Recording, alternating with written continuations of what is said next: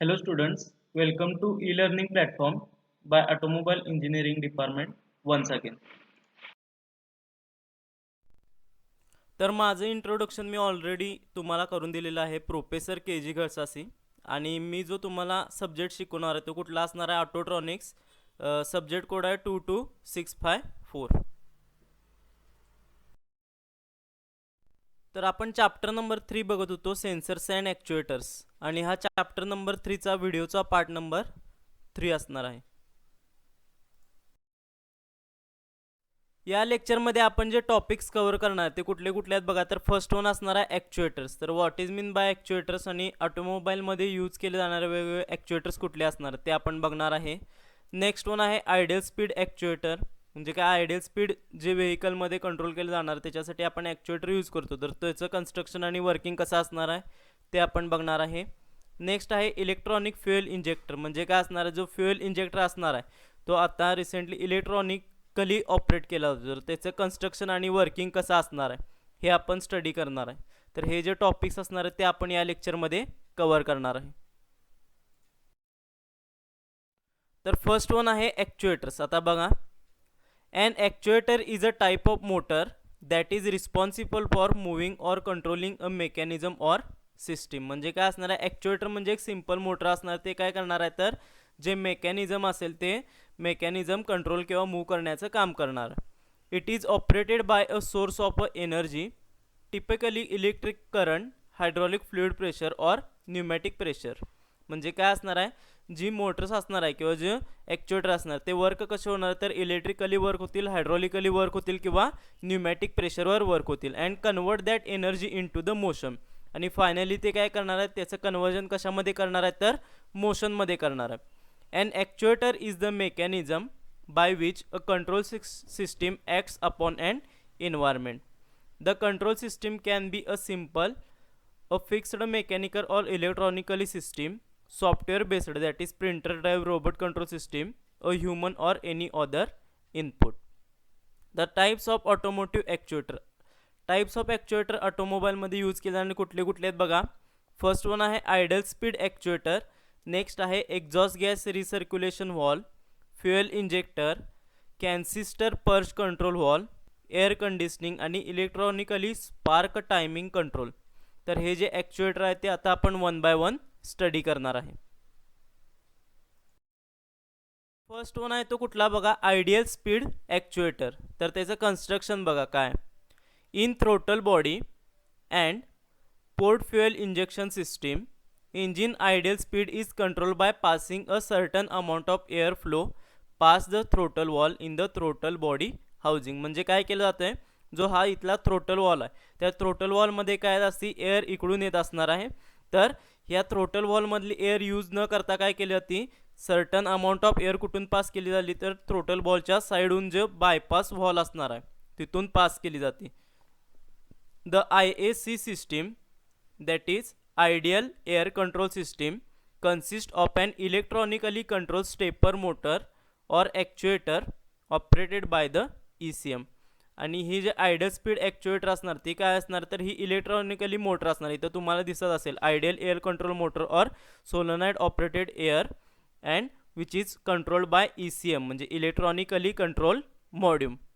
The ECM controls the ideal speed by opening and closing the air passage into the intake manifold as shown in figure. तर आता इथं basic तुम्हाला diagram दिसत असेल. या डायग्राममध्ये काय, ही असणार आहे तुमची throttle body.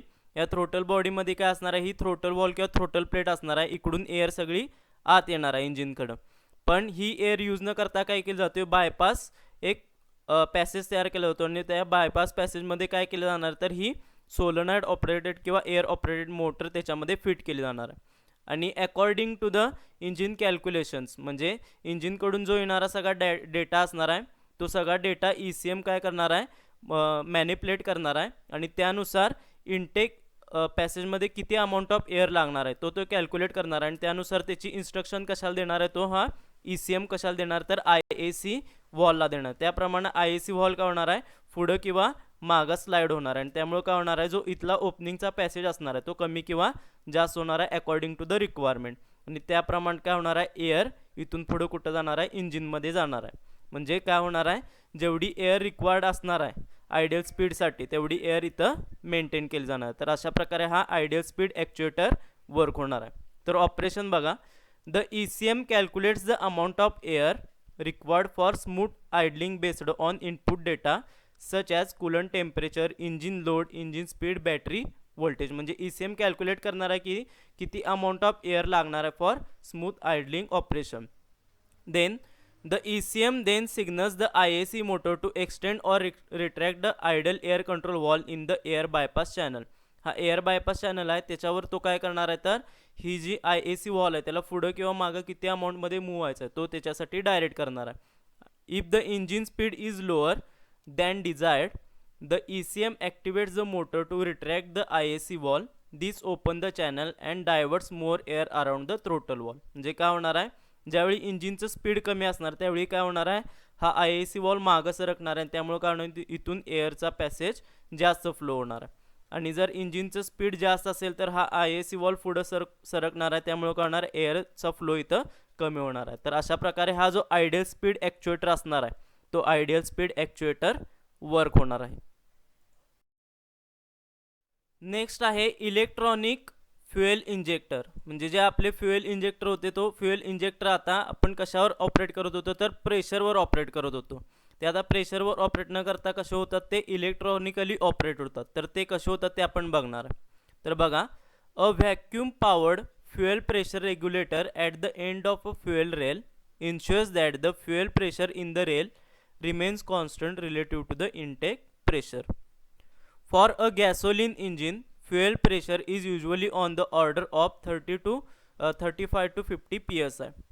Fuel injector connects the rail, but their valve remain closed until the ECU decide to send fuel into the cylinder. म्हणजे या पूर्ण हा जो फ्युएल इंजेक्टर असणार त्याच्यावर सगळा कंट्रोल कोणाचा असणार आहे, तर ECUचा असणार आहे. Usually the injector have two pairs. One pin is connected to the battery through the ignition relay and the other pin goes to the ECU. Okay.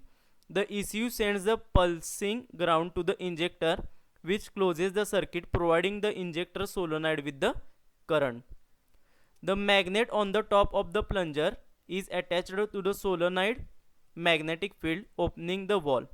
Since there is a high pressure in the rail, opening the valve sends the fuel at a high velocity through the injector spray tip. Okay, तर आता इथं basic डायग्राममध्ये बघा, basic diagram तुम्हाला दिसत असेल. हा असणार आहे वरच्या साईडला फिल्टर, हे इथं असणार आहे ते इलेक्ट्रिकली कनेक्शन्स, ही असणार आहे सोलोनाइड वाइंडिंग, हा असणार आहे सोलोनाइड आर्मेचर आणि हा असणार आहे निडल वॉल.